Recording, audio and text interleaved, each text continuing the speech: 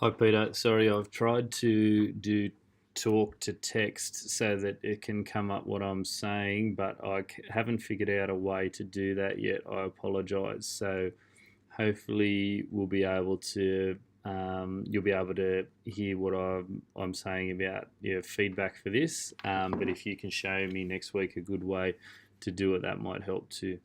Okay, so we're using the quote of the temper of the mind we need to discuss. So show 2 points of view of the role of religion.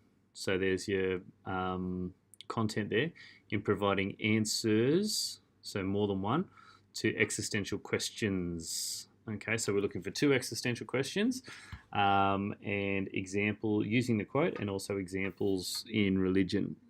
All right, religion plays an important part in providing answers to existential questions. Okay, not bad. A person's temper of the mind can be easily influenced. That's a good sentence there when it comes to answering the existential questions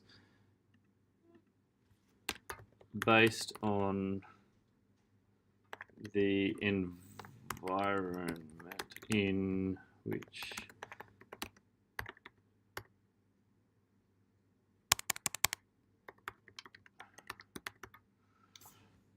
okay.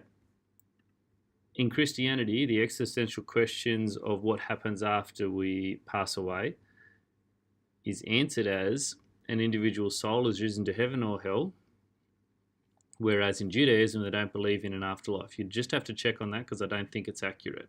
But that's a good existential question and an answer in Christianity. Good. Religion influences an individual's answers to all existential questions. That's not quite accurate because we can't say that all questions are answered. Now, you'd probably get a 3 because you've only got one question when it says questions or two religions, but you'd need to do that again for another existential question. So you'd probably get a 3 out of 5 for that one. Okay, so imagine you're looking at the image of the lizards here.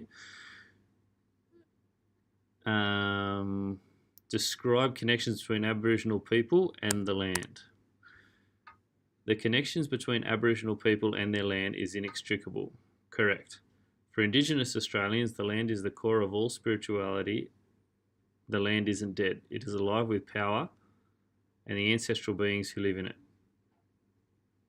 As shown in Stimulus 2, a lizard, okay, you obviously haven't finished this, but it's not a bad start. You're incorporating the quote and you're answering the question. So even just with that, you'd be getting a 2, possibly a 3.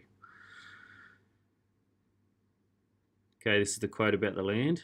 Assess, so we need to make a judgment, the inextricable connection of Indigenous communities have to the land. So we're going to be looking at using the quote, inextricable connections, and the land. So we'd want some concrete examples of it.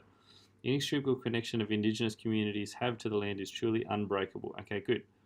For Indigenous Australians, the land is the core of all spirituality. The land that isn't dead is alive with power and the ancestral beings who live in it. Okay, good.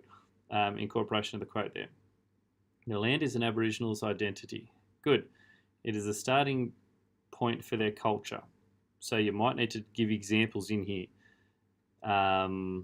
such as the totem an individual is given when they are born and their responsibility to that totem. Picking up a piece of dirt might mean nothing to non-Aboriginals. However, to Aboriginals, it means where they started and where they will go. That's a good incorporation of the quote. Without the connection of the land and the Aboriginals, there will be no culture. Okay, accurate, very accurate. However, you need some concrete examples of this. You haven't provided any at the moment. You've said a lot of good stuff, but you haven't got any examples in there. So you'd be lucky to get a 4 for that one. With examples, you're getting closer to a 5.